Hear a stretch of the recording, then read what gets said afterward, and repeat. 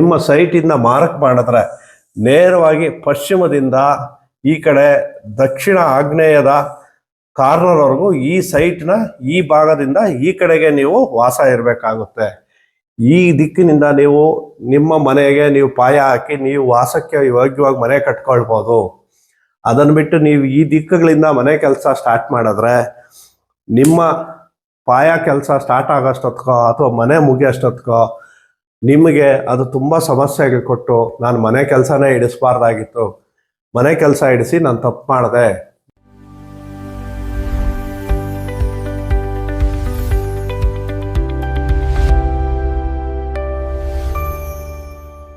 ನಮಸ್ಕಾರ, ಇರೋ ವಾಸ್ತು ವೀಕ್ಷಕರಿಗೆ ಸ್ವಾಗತ. ಈ ದಿನದ ವಾಸ್ತು ಸಂಚಿಕೆಯಲ್ಲಿ ಯಾವ ದಿಕ್ಕಿನಿಂದ ಬಂದು ಮನೆ ಕಟ್ಟಿದ್ದಾರೆ, ಅಭಿವೃದ್ಧಿ ಯಾವ ದಿಕ್ಕಿಗೆ ಹೋಗಿ ಮನೆ ಕಟ್ಟಿದ್ದಾರೆ ಅದು ನಮಗೆ ಸಮಸ್ಯೆ ಕೊಡುತ್ತದೆ, ಯಾವ ದಿಕ್ಕಿನಿಂದ ಹೋಗಿ ಮನೆ ಕಟ್ಟೋದಕ್ಕೆ ಆಗೋದೇ ಇಲ್ಲ, ಯಾವ ದಿಕ್ಕಿನಿಂದ ಯಾವ ದಿಕ್ಕಿಗೆ ಹೋದರೆ ಏನೆಲ್ಲ ಸಮಸ್ಯೆಗಳಾಗುತ್ತೆ ಅನ್ನೋದರ ವಾಸ್ತು ವಿಚಾರ ನಿಮ್ಗೆ ಈ ದಿನ ವಿವರಿಸ್ಲಿಕ್ಕೆ ಬಯಸ್ತೇನೆ. ನೋಡಿ, ಒಂದು ಮನೆ ಕಟ್ಟಬೇಕು ಅಂತಂದ್ರೆ ನೀವು ಒಂದು ಬಾಡಿಗೆ ಮನೆಯಲ್ಲಿ ಇರ್ತೀರೋ ಅಥವಾ ಒಂದು ಹಳೆ ಸ್ವಂತ ಮನೆಯಲ್ಲಿ ಇರ್ತೀರೋ, ನೀವು ಯಾವ ದಿಕ್ಕಿಗೆ ಹೋಗಿ ಮನೆ ಕಟ್ತಾ ಇದ್ದೀರಾ ಅನ್ನೋದು ಮುಖ್ಯ ಆಗುತ್ತೆ. ನೀವು ವಾಸ ಇರತಕ್ಕಂಥ ಮನೆಯಿಂದ ನೀವು ಯಾವ ದಿಕ್ಕಿನ ಕಡೆ ಹೋಗಿ ಮನೆ ಮಾಡ್ತಾ ಇದ್ದೀರಾ, ಈಶಾನ್ಯಕ್ಕೆ ಹೋಗ್ತಾ ಇದ್ದೀರಾ, ಪೂರ್ವಕ್ಕೆ ಹೋಗ್ತಾ ಇದ್ದೀರಾ, ಉತ್ತರಕ್ಕೆ ಹೋಗ್ತಾ ಇದ್ದೀರಾ, ಅಥವಾ ನಿಮ್ಮ ವಾಸದ ಮನೆಗೆ ವಾಯುವ್ಯದಲ್ಲಿದೆಯಾ ಸೈಟು, ಅಥವಾ ನಿಮ್ಮ ವಾಸದ ಮನೆಯಿಂದ ಆಗ್ನೇಯಕ್ಕಿದೆಯಾ, ಅಥವಾ ನಿಮ್ಮ ವಾಸದ ಮನೆಯಿಂದ ಪಶ್ಚಿಮಕ್ಕಿದೆಯಾ, ಅಥವಾ ನೈಋತ್ಯಕ್ಕಿದೆಯಾ ಅನ್ನೋದು ತುಂಬ ಇಂಪಾರ್ಟೆಂಟ್ ಆಗುತ್ತೆ. ನಮ್ಮ ಇರೋ ವಾಸ್ತು ಚಾನಲ್ನ ಯಾರೆಲ್ಲ ಫಸ್ಟ್ ಟೈಮ್ ನೋಡ್ತಾ ಇದ್ದೀರಾ ಸಬ್ಸ್ಕ್ರೈಬ್ ಮಾಡಿ, ಶೇರ್ ಮಾಡಿ, ಬೆಲ್ ಬಟನ್ ಒತ್ತಿ. ವಾಸ್ತು ವಿಚಾರ ನನಗೆ ಗೊತ್ತಿರೋ ಮಟ್ಟಿಗೆ ಇದು ತುಂಬ ಇಂಪಾರ್ಟೆಂಟ್ ಟಾಪಿಕ್ ಆಗಿರುತ್ತೆ. ಈ ರೀತಿಯ ವಿಚಾರಗಳನ್ನ ಯಾವುದೇ ರೀತಿಯ ವಾಸ್ತು ಚಾನಲ್ಗಳಲ್ಲಿ ಯಾರೂ ಹೇಳಲಿಕ್ಕೆ ಇಷ್ಟಪಡೋದಿಲ್ಲ ಮತ್ತು ಹೇಳೋದು ಇಲ್ಲ. ಇದು ಇಂಪಾರ್ಟೆಂಟ್ ವಿಚಾರ ಆಗಿರುತ್ತೆ. ಇದನ್ನು ತುಂಬ ಜಾಗರೂಕತೆಯಿಂದ ನೀವು ಫಾಲೋ ಅಪ್ ಮಾಡಲೇಬೇಕಾಗುತ್ತೆ. ಹಾಗಾಗಿ ಈ ವಿಚಾರನ ತಿಳ್ಕೊಳ್ಳೋದು ತುಂಬ ಸೂಕ್ತ. ನೋಡಿ, ಉದಾಹರಣೆಯಾಗಿ ಒಂದು ಸೈಟು, ನೀವು ಯಾವುದೋ ಒಂದು ಸೈಟ್ ತಗೊಂಡಿರ್ತೀರ, ಆ ಸೈಟ್ಗೆ ನಾನು ಒಂದು 30-40 30-50 ಅಥವಾ 40-60 ಇರುತ್ತೆ. ಇದು ಪೂರ್ವ, ಇದು ಪಶ್ಚಿಮ, ಇದು ಉತ್ತರ, ಇದು ದಕ್ಷಿಣ, ಇದು ಈಶಾನ್ಯ, ಇದು ಆಗ್ನೇಯ, ಇದು ವಾಯುವ್ಯ, ನೈಋತ್ಯ. ಈ ಒಂದು ಸೈಟ್ಗೆ ನೀವು ಮನೆ ಕಟ್ಟಬೇಕಾದ್ರೆ ನೀವು ಎಲ್ಲಿಂದ ಬರ್ತಾ ಇದ್ದೀರಾ ಅಂದ್ರೆ ನಿಮ್ಮ ವಾಸದ ಮನೆ ಎಲ್ಲಿದೆ ಅನ್ನೋದು ಮುಖ್ಯ ಆಗುತ್ತೆ.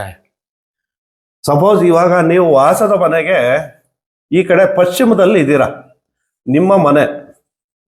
ನಿಮ್ಮ ಮನೆ ಪಶ್ಚಿಮದಲ್ಲಿದೆ, ಅದು ಪಕ್ಕದಲ್ಲೇ ಇರ್ಬೋದು, ಅಥವಾ ಒಂದು 2 ರಸ್ತೆ ಬಿಟ್ಟಿರ್ಬೋದು, ಅಥವಾ ಒಂದು ಅರ್ಧ ಕಿಲೋಮೀಟರ್ ಇರ್ಬೋದು, ಎಷ್ಟೇ ದೂರ ಇರ್ಬೋದು, ಅದು ಬೇರೆ ವಿಚಾರ.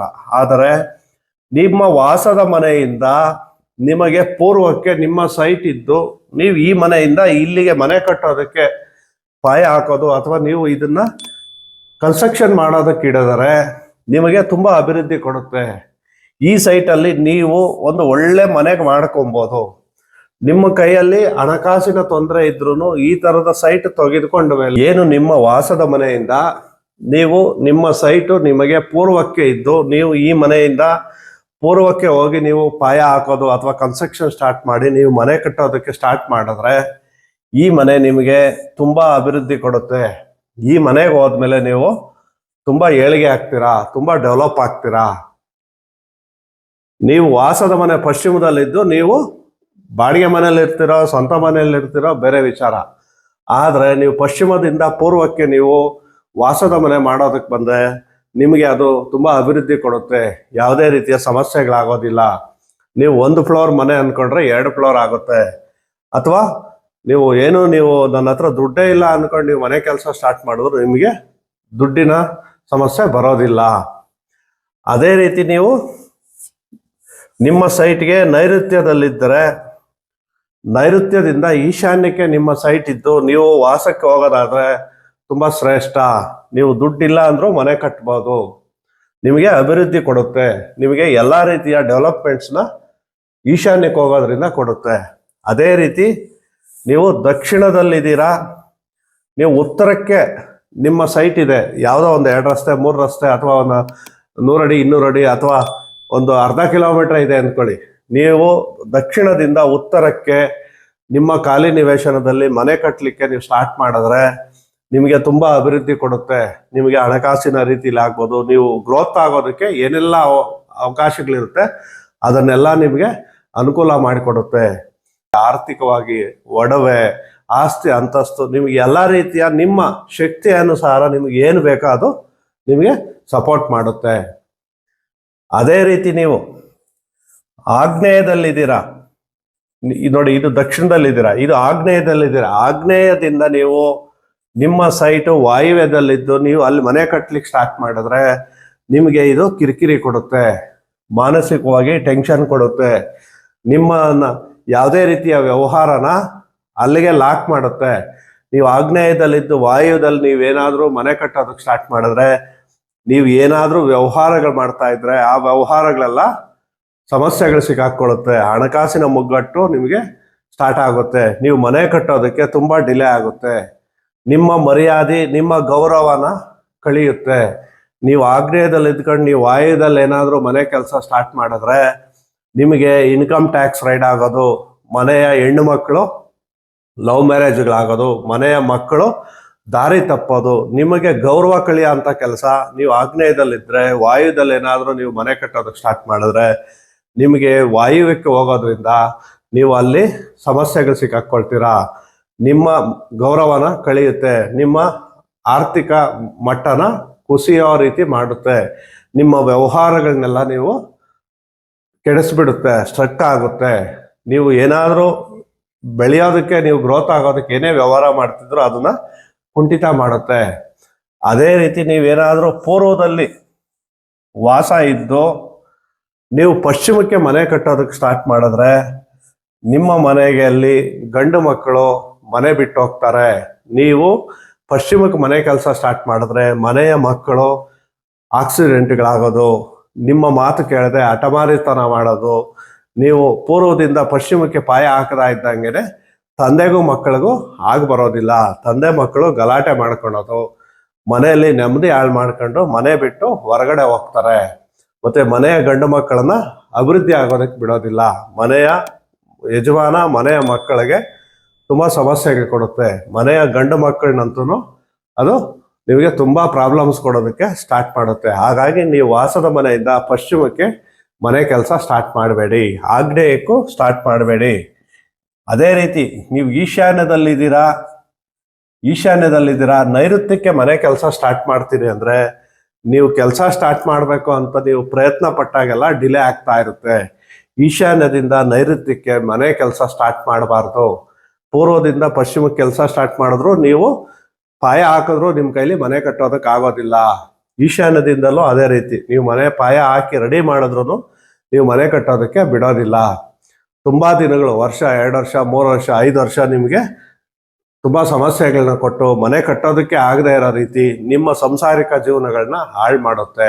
ಹಾಗಾಗಿ ಈಶಾನ್ಯದಿಂದ ನೈಋತ್ಯಕ್ಕೆ ಮನೆ ಕಟ್ಟೋದು ಸ್ಟಾರ್ಟ್ ಮಾಡಬೇಡಿ. ಅದೇ ರೀತಿ ಉತ್ತರದಲ್ಲಿದ್ದು ನೀವು ಏನಾದರೂ ದಕ್ಷಿಣಕ್ಕೆ ಮನೆ ಕಟ್ಟೋದಕ್ಕೆ ಸ್ಟಾರ್ಟ್ ಮಾಡಿದ್ರೆ ನೀವು ತುಂಬಾ ಸಮಸ್ಯೆಗಳು ಸಿಕ್ಕಾಕೊಳ್ತೀರಾ. ಮನೆಯ ಯಜಮಾನ ಆರೋಗ್ಯದಲ್ಲಿ ವ್ಯತ್ಯಾಸ ಆಗಿ ಮನೆಯ ಯಜಮಾನನನ್ನೇ ಕಳ್ಕೊಬೇಕಾಗುತ್ತೆ. ಹಾಗಾಗಿ ನೀವು ಉತ್ತರದಲ್ಲಿದ್ದು ದಕ್ಷಿಣಕ್ಕೆ ಏನಾದರೂ ಮನೆ ಪಾಯ ಹಾಕಿದ್ರೆ ಆ ಮನೆಯ ಒಡತಿ ವಿಧವೆ ಆಗ್ತಾರೆ. ಉತ್ತರದಿಂದ ದಕ್ಷಿಣಕ್ಕೆ ನೀವು ಪಾಯ ಹಾಕಿದ್ರೆ ನಿಮ್ಮ ಮನೆಯಲ್ಲಿ ತುಂಬಾ ಸಮಸ್ಯೆಗಳನ್ನ ಅನುಭವಿಸ್ತೀರಾ. ನೀವು ದಕ್ಷಿಣಕ್ಕೆ ಯಾವಾಗ ಪಾಯ ಹಾಕ್ತೀರಾ ನಿಮ್ಮ ಏನು ಸಾಂಸಾರಿಕ ಜೀವನ ಇರುತ್ತೆ ಅದು ತುಂಬಾ ಹದಗೆಡುತ್ತೆ. ಮನೆಯಲ್ಲಿ ಮನೆ ಯಜಮಾನ ಇಲ್ಲದೆ ಆಗ್ತಾರೆ. ಮನೆಯ ಹೆಣ್ಣು ಮಕ್ಕಳು, ಮನೆಯ ಹೆಂಗಸಿಗೆ ಮೇಜರ್ ಆಗಿ ಆಪರೇಷನ್ಸ್ ಆಗುತ್ತೆ, ಸರ್ಜರಿ ಆಪರೇಷನ್ಸ್ ಆಗ್ತವೆ. ಹಾಗಾಗಿ ಯಾವುದೇ ಕಾರಣಕ್ಕೂ ಉತ್ತರದಲ್ಲಿ ನೀವಿದ್ದು ದಕ್ಷಿಣಕ್ಕೆ ಮನೆ ಕಟ್ಟೋದಕ್ಕೆ ಪಾಯ ಹಾಕಿದ್ರೆ ಮನೆಯ ಯಜಮಾನ ತುಂಬಾ ಸಮಸ್ಯೆಗಳು ಸಿಕ್ಕಾಕೊಳ್ತಾರೆ. ಸಾಲಗಳಿಗೆ ಸಿಕ್ಕಾಕೊಂಡು ಊರೇ ಬಿಟ್ಟು ಹೋಗ್ತಾರೆ, ದೇಶನೇ ಬಿಟ್ಟು ಹೋಗ್ತಾರೆ. ಹಾಗಾಗಿ ಅದೇ ರೀತಿ ಪೂರ್ವದಿಂದ ಪಶ್ಚಿಮಕ್ಕೆ ಮಾಡಿದ್ರು ಅದೇ ರೀತಿ ಮನೆಯ ಗಂಡು ಮಕ್ಕಳು ಊರು ಬಿಟ್ಟು ಹೊರಗಡೆ ಹೋಗ್ತಾರೆ, ದೇಶನೇ ಬಿಟ್ಟು ಹೊರಟೋಗ್ತಾರೆ. ಯಾರ ಕಡೆಗೂ ಕಾಣದೆ, ಎಲ್ಲೂ ಸಿಗದೆ ಊರು ಬಿಟ್ಟು ಹೊರಟೋಗಂತ ಪರಿಸ್ಥಿತಿಗಳು ಬರ್ತವೆ. ಅದೇ ರೀತಿ ವಾಯುವ್ಯದಲ್ಲಿ ವಾಸ ಇದ್ದು ಆಗ್ನೇಯಕ್ಕೆ ಏನಾದರೂ ನೀವು ಮನೆ ಕೆಲಸ ಸ್ಟಾರ್ಟ್ ಮಾಡಿದ್ರೆ, ಆಗ್ನೇಯಕ್ಕೆ ನೀವು ಮನೆ ಕೆಲಸ ಸ್ಟಾರ್ಟ್ ಮಾಡೋದ್ರಿಂದ ನೀವು ಆ ಕೆಲಸ ಸ್ಟಾರ್ಟ್ ಮಾಡಿದ ನಂತರ ನಿಮಗೆ ಆಗ್ನೇಯ ವಾಯುವ್ಯ ನಡಿಗೆ ಆಗಿ ನೀವು ಆರೋಗ್ಯದಲ್ಲಿ ವ್ಯತ್ಯಾಸಗಳು ಅನುಭವಿಸ್ತೀರಾ. ಮನೆಯಲ್ಲಿ ಹಾರ್ಟ್ ಅಟ್ಯಾಕ್ಸ್ ಆಗೋದು, ಮತ್ತು ಮೇಜರ್ ಸರ್ಜರಿಗಳಾಗೋದು, ತುಂಬ ಆರೋಗ್ಯದಲ್ಲಿ ನೀವು ಚೇತರಿಕೆ ಕಾಣೋದಕ್ಕೆ ಆಗೋದಿಲ್ಲ. ತುಂಬ ಸಮಸ್ಯೆಗಳು ಅನುಭವಿಸಿ ಆರೋಗ್ಯಗಳನ್ನ ಕೆಡಿಸ್ಕೊಳ್ಬೇಕಾಗುತ್ತೆ. ಅದೇ ರೀತಿ ವಾಯುವ್ಯದಿಂದ ಆಗ್ನೇಯಕ್ಕೆ ಹೋಗೋದ್ರಿಂದ ನಿಮ್ಮ ಸಂಬಂಧಗಳೆಲ್ಲ ಹಾಳಾಗುತ್ತೆ. ನಿಮ್ಮ ಏನು ಸಂಬಂಧಗಳಿರುತ್ತೆ, ಮನೆಯಲ್ಲಿರೋ ಸಂಬಂಧ ಆಗ್ಬೋದು, ನಿಮ್ಮ ಸಂಬಂಧಿಕರ ಸಂಬಂಧಗಳೆಲ್ಲ ಹಾಳಾಗುತ್ತೆ. ಮತ್ತು ನಿಮ್ಮ ವ್ಯವಹಾರಗಳೆಲ್ಲ ಬೆಂಕಿಲಿ ಹಾಕ್ದಂಗೆ ಆಗುತ್ತೆ. ನೀವು ಯಾವಾಗ ವಾಯುವ್ಯದಿಂದ ಆಗ್ನೇಯಕ್ಕೆ ಬರ್ತೀರೋ ನಿಮ್ಮ ವ್ಯವಹಾರಗಳೆಲ್ಲ ಬೆಂಕಿಲಿ ಹಾಕಿ ಭಸ್ಮ ಆಗೋಗ್ತವೆ. ಸೊ ಆ ರೀತಿ ನಿಮ್ಮ ಜೀವನ ವನವಾಸಕ್ಕೆ ಈಡಾಗ್ತೀರಾ. ನೀವು ಏನು ವಾಯುವ್ಯದಿಂದ ಆಗ್ನೇಯಕ್ಕೆ ನೀವು ವಾಸದ ಮನೆಗೆ ನೀವು ಪಾಯ ಹಾಕಿ ನೀವು ಸ್ಟಾರ್ಟ್ ಮಾಡ್ತೀರಾ, ನಿಮ್ಮ ವ್ಯವಹಾರಗಳನ್ನೆಲ್ಲ ಶೂನ್ಯ ಮಾಡಿ ನಿಮ್ಮ ಟೋಟಲ್ ಸಾಂಸಾರಿಕ ಜೀವನನೇ ವನವಾಸದ ಜೀವನ ಆಗೋ ರೀತಿ ಮಾಡುತ್ತೆ. ಹಾಗಾಗಿ ಯಾವುದೇ ಕಾರಣಕ್ಕೂ ವಾಯುವ್ಯದಿಂದ ಆಗ್ನೇಯಕ್ಕೆ ನೀವು ಮನೆ ಕಟ್ಟೋದಕ್ಕೆ ಡೈರೆಕ್ಷನಲ್ಲಿ ಪಾಯ ಹಾಕಬೇಡಿ. ನಿಮ್ಮ ವಾಸದ ಮನೆಯಿಂದ ಆಗ್ನೇಯಕ್ಕೆ ನೀವು ವಾಸ ಮಾಡೋದು ತುಂಬ ಡೇಂಜರು. ಏನಿದ್ರು ನೀವು ತುಂಬ ಶ್ರೇಷ್ಠ ಅಂದರೆ ಪಶ್ಚಿಮ, ನೈಋತ್ಯ, ದಕ್ಷಿಣ ಈ 3 ದಿಕ್ಕುಗಳಿಂದನೇ ನೀವು ಪಶ್ಚಿಮ ನೈಋತ್ಯ, ದಕ್ಷಿಣ ನೈಋತ್ಯ ಈ 4 ಏನು ನಿಮ್ಮ ಸೈಟಿಂದ ಮಾರ್ಕ್ ಮಾಡಿದ್ರೆ ನೇರವಾಗಿ ಪಶ್ಚಿಮದಿಂದ ಈ ಕಡೆ ದಕ್ಷಿಣ ಆಗ್ನೇಯದ ಕಾರ್ನರ್ವರೆಗೂ ಈ ಸೈಟ್ನ ಈ ಭಾಗದಿಂದ ಈ ಕಡೆಗೆ ನೀವು ವಾಸ ಇರಬೇಕಾಗುತ್ತೆ. ಈ ದಿಕ್ಕಿನಿಂದ ನೀವು ನಿಮ್ಮ ಮನೆಗೆ ನೀವು ಪಾಯ ಹಾಕಿ ನೀವು ವಾಸಕ್ಕೆ ಯೋಗ್ಯವಾಗಿ ಮನೆ ಕಟ್ಕೊಳ್ಬೋದು. ಅದನ್ನು ಬಿಟ್ಟು ನೀವು ಈ ದಿಕ್ಕುಗಳಿಂದ ಮನೆ ಕೆಲಸ ಸ್ಟಾರ್ಟ್ ಮಾಡಿದ್ರೆ ನಿಮ್ಮ ಪಾಯ ಕೆಲಸ ಸ್ಟಾರ್ಟ್ ಆಗೋಷ್ಟೊತ್ಕೋ ಅಥವಾ ಮನೆ ಮುಗಿಯೋಷ್ಟೊತ್ಕೋ ನಿಮಗೆ ಅದು ತುಂಬ ಸಮಸ್ಯೆಗೆ ಕೊಟ್ಟು ನಾನು ಮನೆ ಕೆಲಸನೇ ಇಡಿಸ್ಬಾರ್ದಾಗಿತ್ತು, ಮನೆ ಕೆಲಸ ಇಡಿಸಿ ನಾನು ತಪ್ಪು ಮಾಡಿದೆ, ಮನೆ ಕೆಲಸದಿಂದ ನಾನು ಸಮಸ್ಯೆಗಳು ಸಿಗಾಕೊಂಡಿದ್ದೀನಿ ಅಂಥೇಳಿ ಮನೆಯಲ್ಲಿ ಸಮಸ್ಯೆಗಳು ಸಿಗಾಕೊಂಡು ಜೀವನನೇ ಹಾಳಾಗಿರೋವು ನಮ್ಮ ಕಣ್ಮುಂದೆ ತುಂಬ ನಿದರ್ಶನಗಳಿದ್ದಾವೆ.